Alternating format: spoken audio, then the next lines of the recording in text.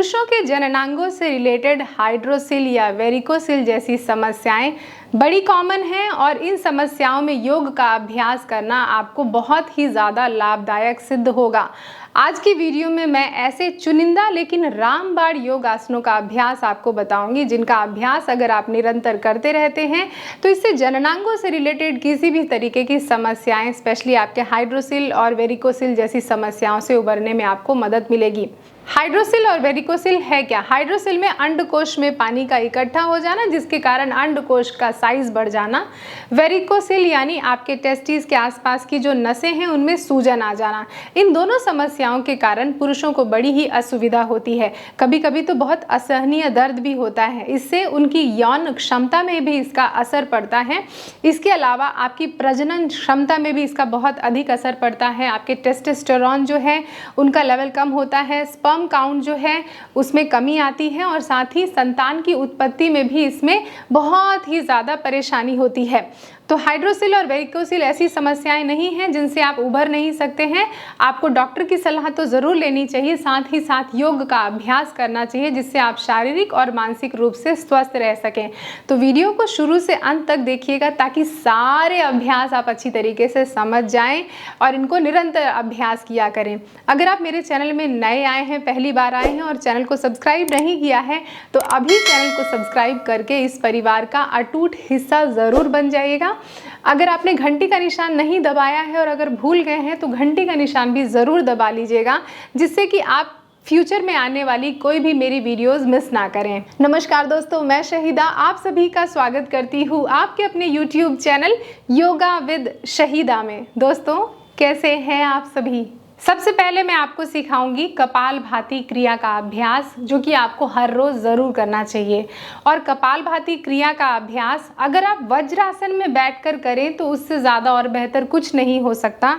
लेकिन अगर आपके घुटनों में दर्द है और आपकी एंकल्स इतनी फ्लेक्सिबल नहीं है तो इसी तरीके से क्रॉस लेग पोजीशन पे बैठकर यानी सुखासन में बैठ के आप कपालभाति क्रिया का अभ्यास कर सकते हैं। दोनों हाथों को घुटने पर रख के, आँखों को बंद करके, अपने ध्यान को नासिका के द्वार पर रख के सांस को सिर्फ आपको छोड़ना है और सांस लेने की चिंता नहीं करनी है।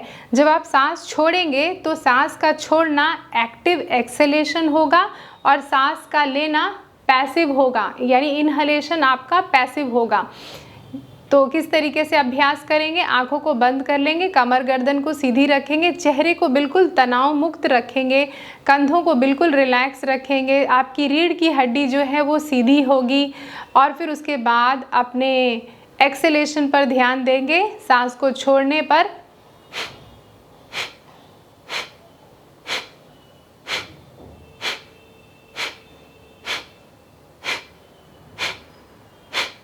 इस तरीके से अब जिनके घुटनों में दर्द नहीं है या एंकल में दर्द नहीं है वो वज्रासन में बैठ जाएंगे। इस तरीके से ऐसे अपने दोनों पैर के अंगूठों को जोड़ेंगे, एड़ियों को बाहर रखेंगे, घुटनों को एक दूसरे के साथ रखेंगे, दोनों हाथों को इस तरीके से थाई के ऊपर रखेंगे। अपने थंब को, अपने अंगूठे को इंडेक्स फिंगर यानी अंगूठे के बगल वाली उंगली के साथ जोड़ देंगे। बाकी की 3 उंगलियां बाहर की तरफ रखेंगे और अपने रीढ़ की हड्डी को सीधा रखते हुए एक्सेलेशन पर ध्यान देंगे। कपालभाति क्रिया।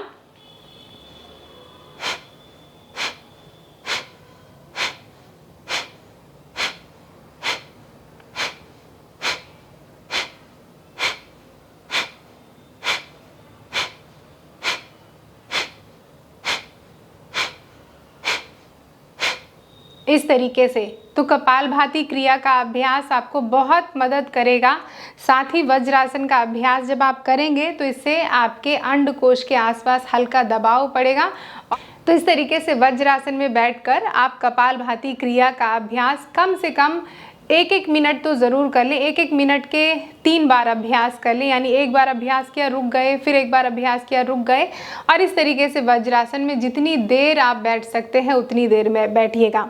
अब बढ़ते हैं अगले अभ्यास की तरफ, जिसका नाम है बद्ध कोण आसन। बद्ध कोण आसन या तितली आसन के नाम से भी आप सभी इसको जानते हैं। आपके पैर के तलवे को आप ऐसे जोड़ेंगे, दोनों पैर के तलवे को, sole of your feet together, bring your heel close to the pelvic region, अपने जननांग के करीब लेके आए। अब देखिए मेरे घुटने कैसे ऊपर की तरफ उठे हैं ना, इतना ज़्यादा गैप है। तो मैं क्या करूँगी, दोनों हाथों को बॉडी के पीछे रखूँगी और ऐसे कमर को, अपनी पूरी स्पाइनल कॉर्ड को ऐसे सीधा करूँगी। इससे क्या होगा, जैसे ही कमर आपने लेंदन की तो आपके घुटने स्लाइटली नीचे चले गए और फिर अपने दोनों पैर के तलवों को आपने धीरे धीरे ऐसे पकड़ा, उंगलियों को फंसा लिया और लॉक कर दिया। अब फिर उसके बाद आप क्या करेंगे, अपने घुटनों को ऊपर नीचे तितली के पंख की तरह फड़फड़ाएंगे।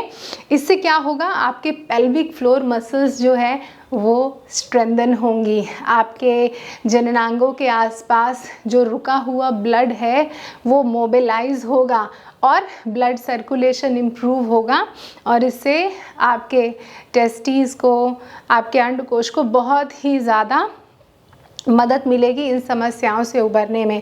इसका अभ्यास कितनी देर करना है, कम से कम 1 मिनट तो कीजिएगा, लेकिन उससे ज़्यादा अगर आप अभ्यास कर लें तो इससे आपको बहुत मदद मिलेगी। तो आपको घुटनों को एक्टिवली ऊपर नीचे इस तरीके से ऐसे मूव करना है और फिर उसके बाद जब अभ्यास हो जाए तो कुछ देर के लिए अपने दोनों हाथों को घुटने के ऊपर रख के हल्का से जेंटली ऐसे फ्लोर की तरफ पुश करना है। हो सकता है कि आपकी फ्लेक्सिबिलिटी इतनी ना हो और आपका घुटना सिर्फ इतना खुले इस तरीके से, तो कोई बात नहीं, इतना खुलने पर भी आप इस तरीके से ऊपर नीचे मूव कीजिएगा और फिर लास्ट में जितना आपका पैर खुले, अगर इतना खुले तो हल्का सा पुश करिएगा। इस अभ्यास को करने के बाद अपने दोनों घुटनों को इस तरीके से जोड़िए और हग कर लीजिए। हो सकता है बीच में पेट आए, लेकिन कोई फ़र्क नहीं पड़ता, यह अभ्यास आपको रिलैक्स करेगा। अब हम बढ़ेंगे अगले अभ्यास की तरफ, जिसका नाम है गौमुख आसन। इस आसन का अभ्यास आपको मदद करेगा आपके जननांग के दोनों साइड, आपके अंडकोश के दोनों साइड, लोअर एब्डोमेन पर हल्का हल्का दबाव डालने पर, और इस दबाव से आप महसूस करेंगे कि कुछ देर दबाव हुआ और फिर जब रिलैक्स करेंगे तो इम्प्रूव होगा ब्लड सर्कुलेशन। कैसे करेंगे गौमुख आसन का अभ्यास, ज़रा देखें। इंग्लिश में इसको कहते हैं काऊ फेस पोज। अब क्या करेंगे, अपने क्रॉस लेग पोजीशन पे बैठे हैं, अपने लेफ्ट पैर को घुटने से मोड़ा है और अपनी लेफ्ट एड़ी को राइट कूल्हा कमर की तरफ, हिप की तरफ ऐसे हल्का सा अंदर की तरफ लेके गए और अपने राइट घुटने को लेफ्ट घुटने के ऊपर रख देंगे ऐसा। तो आप जैसे ही ऐसा रखेंगे आप महसूस करेंगे एक बहुत ही अच्छा दबाव अपने जेनाइटल के आसपास, और आप देखिए कि दोनों घुटने कैसे एक दूसरे के ऊपर हैं। इसीलिए इसका नाम रखा है गौमुख, गाय के मुख जैसा। इस तरीके से ऐसे रखने के बाद रीढ़ की हड्डी सीधी रखिएगा। अब चूँकि राइट घुटना ऊपर है तो राइट हाथ को अपने दोनों शोल्डर ब्लेड के बीच में ऐसे उठाइए और इस तरीके से प्लेस कीजिए, ऐसा। पीछे से देखिए, ऐसा रखना है, ऐसा। और अगर दोनों हाथों को ऐसे जोड़ना है और ऐसे फंसा देना है इस तरीके से, और होल्ड करके रखना है, इस तरीके से होल्ड करके रखना है दोनों हाथों को जितना करीब हो सके, और घुटनों को एक दूसरे के ऊपर एडजस्ट करते रहें, अगर पीछे भी हो जाए तो एडजस्ट करते रहें। इस अभ्यास को कम से कम 1 मिनट एक साइड होल्ड करके रखिए, मिनिमम, कम से कम नॉर्मल ब्रीदिंग के साथ। जब एक तरफ ये अभ्यास हो जाए तो दूसरी तरफ, अब राइट घुटने को ऐसे नीचे रखेंगे और उसके ऊपर लेफ्ट घुटना रखेंगे, ऐसा ऐसा। और फिर उसके बाद अब लेफ़्ट घुटना ऊपर है तो लेफ़्ट हाथ को ऐसे ऊपर लेके गए और एल्बो से मोड़ दिया, कुहनी से मोड़ दिया, और राइट हाथ को पीछे लेके गए, और जितना हो सके ऐसे ओपन करके रखें, चेस्ट को सामने देखते रहें, ब्रीदिंग करते रहें, ऐसा ऐसा। जब दोनों साइड ये अभ्यास हो जाए तो आप इसमें एक और वेरिएशन कर सकते हैं कि ऐसे बैठ गए और फिर उसके बाद आपने दोनों हाथों को पीछे से एक दूसरे के साथ जोड़ लिया, और फिर उसके बाद धीरे धीरे धीरे धीरे धीरे सामने की तरफ झुकते जाएं, तो इससे और दबाव पड़ेगा, ऐसा। सांस लेते हुए उठें और सांस छोड़ते हुए ऐसा। सांस को रोक के रखें, फिर सांस लेते हुए उठें और सांस छोड़ते हुए। सेम अभ्यास जब एक साइड कर लें तो इसी को दूसरी साइड रिपीट करना कभी भी मत भूलिएगा। ऐसा किया, सांस लिया और सांस छोड़ दिया, सांस लिया और सांस को छोड़ दिया, ऐसा। तो इस अभ्यास को करने के बाद आपको दोनों पैरों को बॉडी के सामने स्ट्रेच करना है और रेस्ट करना है। अब हम बढ़ेंगे अगले अभ्यास की तरफ, जिसका नाम है पश्चिमोत्तानासन। पश्चिम मीन्स पीछे की पूरी मांसपेशियां, उत्तानासन स्ट्रेच करना। अपने दोनों पैर की एड़ियों को और अंगूठों को एक दूसरे के साथ जोड़ लिया और फिर उसके बाद दोनों हाथों को स्ट्रेच किया, सांस लिया और सांस छोड़ते हुए आगे की तरफ झुकते जाएं, झुकते जाएं, झुकते जाएं, झुकते जाएं। पैर के अंगूठे को पकड़ लें और अपने माथे को घुटने की तरफ इस तरीके से ऐसे पुश करें, इस तरीके से ऐसे। तो एक दबाव महसूस करेंगे। अगर आपका हाथ अंगूठे तक ना पहुँचे तो हाथ अगर यहाँ तक भी पहुँचे तो यहाँ तक होल्ड करें और सामने देखते रहें, ऐसे। तो दबाव आप ऑटोमेटिकली आप अपने अंडकोश के आसपास महसूस करेंगे, ऐसा। इसमें भी नॉर्मल ब्रीदिंग के साथ 1 मिनट तक रुकें और इसको 3 बार रिपीट कर लें। जैसे गौमुखासन को 3 बार किया था उसी तरीके से पश्चिमोत्तानासन को भी कर लें।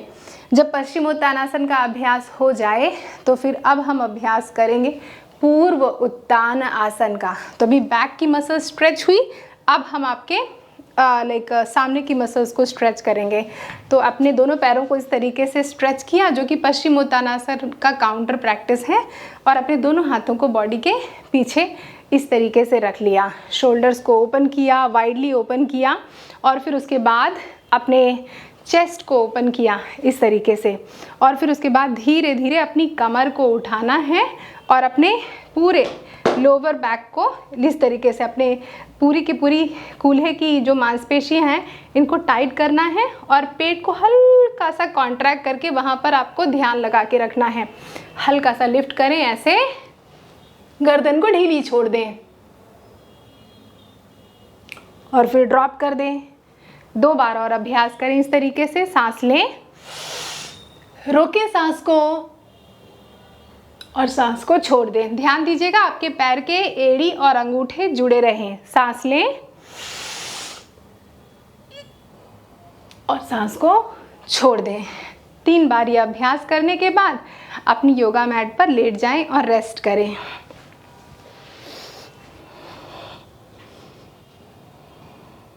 हम अभ्यास करेंगे सर्वांगासन का। अपनी टी शर्ट को टक कर लें अपनी पैंट पर और फिर उसके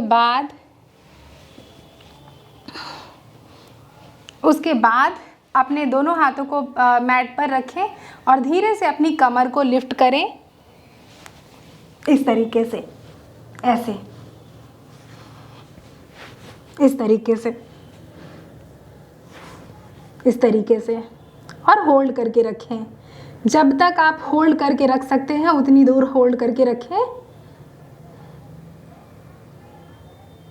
और फिर धीरे से कमर को इस तरीके से ऐसे ड्रॉप कर दें।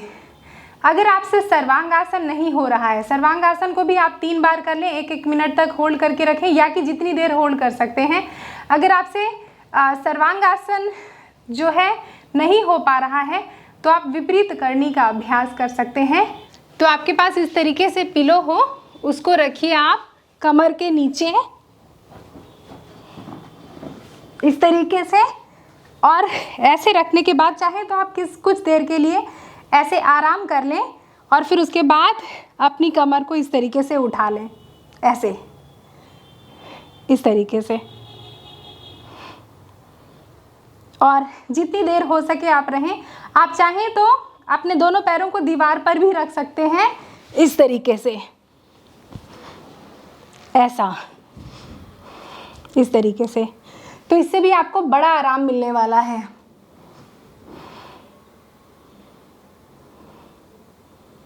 ऐसा।